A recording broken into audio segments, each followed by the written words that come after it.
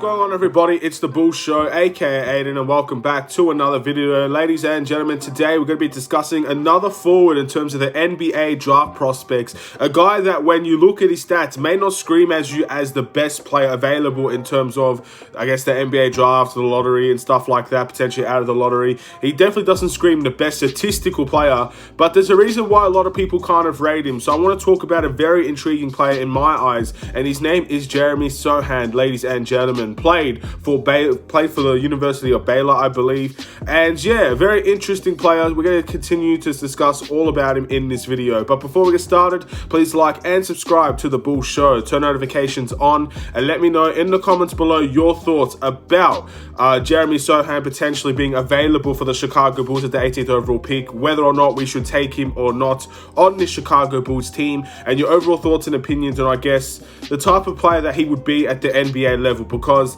as I said before, when I read you his stats, you won't say, wow, this guy's amazing, wow, this guy's super duper fantastic. You're not going to be saying those things based on his stats alone, but there has to be a reason why these guys clearly see a lot of potential in him. So we're going to get started on all of that. So he played 30 games this season, ladies and gentlemen, and his season averages was 9.2 points per game, 6.4 rebounds per game, 1.8 assists per game, shooting 47.4% from the field and 29.6% from the three-point line. Now, at the end of the day, those stats don't scream out to you, do they? I'm pretty sure in almost every single one of the draft prospect videos I've mentioned before that, a lot of the stats are miles better than that, just in terms of looking at the statistics. But unfortunately, statistics ain't everything, ladies and gentlemen. You have to actually watch the player in order to really get a good idea of what he's all about. So for those people that are saying maybe he could be a rim protector on this team, he's a 6'9" forward. Potentially, of course, he has averages 0.7 blocks and he averages 1.3 steals as well. So again, I'm pretty sure those stats compared to other players do have better stats, but he's the type of player that stats doesn't necessarily show the best out of him. First things first, he only played 1 year in college, ladies and gentlemen. So he's one of those guys that is a 1 year and done. Now he's ready to enter the pros. I think that's a big part of why people see so much potential in him. He's 19 years old. He's relatively younger than a lot of the guys we've already discussed in terms of the NBA draft prospects, especially for the ones that could potentially fall to the 18th overall pick. A lot of them are fairly older, have played multiple years in college, and we get a certain idea of his potential. We get a certain idea of what he's all about. This guy's only played 1 year and he's ready to enter the pros from there. So that's a very interesting thing as to maybe why people would select him over other people. I feel like age is very important in the NBA draft. The younger that you are, the more you should probably have in the NBA, the more potential you could potentially have in the NBA. I wouldn't say age is everything. I personally don't necessarily worry about age in terms of the NBA draft, where we are as a Chicago Bulls team now. I don't think age means much to us whatsoever. We just got to go for the player that can make the best impact straight away, and maybe the best player available in the NBA draft. So, when you watch him, ladies and gentlemen, there's a lot of things that he does that stats do not account for. In my opinion, he's a defensive machine. I feel like just because his stats might not show it, he's probably one of the better defenders that I've talked about in the NBA draft prospects. Again, look at them all. You can see that there are good defenders there.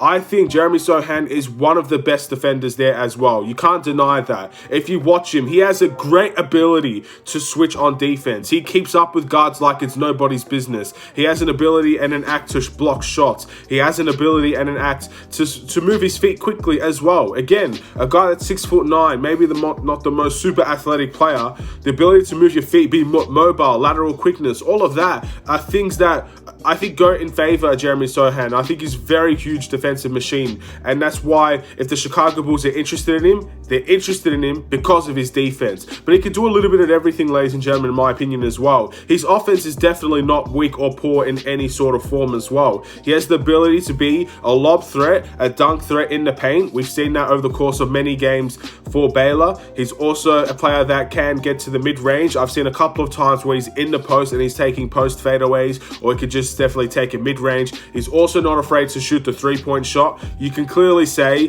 that's probably his biggest weakness out there. Only 29.6% from the three.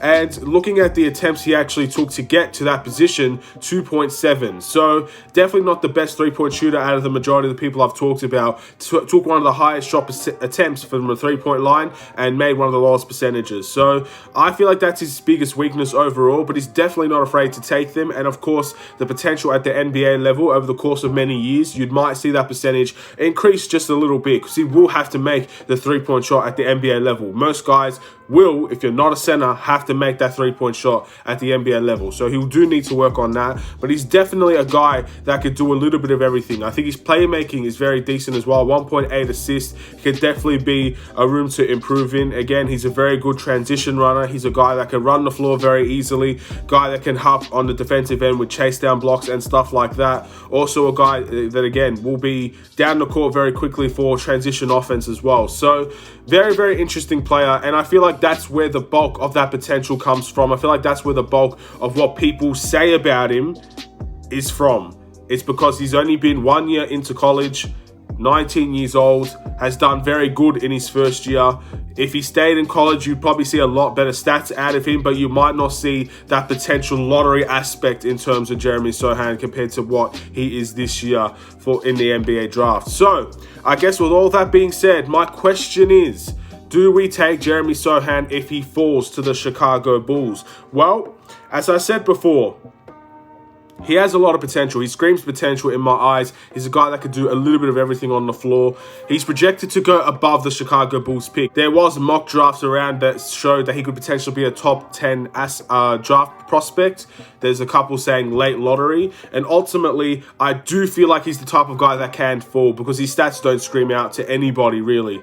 There are a lot of better stats players out there in terms of, I guess, Jeremy Sochan. Looking at his minutes as well, he did play 25 minutes. So a lot of people might sleep on him based on his stats. So there's a very good chance he could fall to the Chicago Bulls at the 18th overall pick. And ultimately, it all comes down to whether AK thinks this player is the best available. Because looking at what I've seen, I would still probably prefer a player like EJ Liddell, maybe a Tyree Eason over a Jeremy Sochan based on what I've seen. But this guy's fairly younger than both of those players, I believe. I think he's 2 years younger than both of them. So there's 2 years of potential there that we haven't seen out of him just yet. So AK will have to have that interview, will have to have that final decision on the matter, on that situation, to determine if the 2 years that we haven't seen out of him, or the year we haven't seen out of him, compared to the years that we've seen through other forwards and centers, is good enough for that potential. We'll have to wait and see, but my ultimate decision is I honestly don't know. I really don't know what to say about Jeremy Sochan and that 18th overall pick. So with that being said, let me know in the comments below what you guys think. Do you think the potential is worth pursuing at 19 years old, only 1 year in college? I feel like that's a lot of his positives. Or do you think that we should go for someone that maybe is already more defined at the college level or the G League or overseas, more defined as a player, maybe has just as much but could be less potential, but he's ready to make it more of an impact now? It's kind of that comparison, and I'll leave that in the comments below. Feel free to leave that in the comments below. Thank you for watching. Please like and subscribe if you're new. I'll see you in another Chicago Bulls video, ladies and gentlemen. Stay safe, stay healthy, stay tuned for more. Take care, and peace.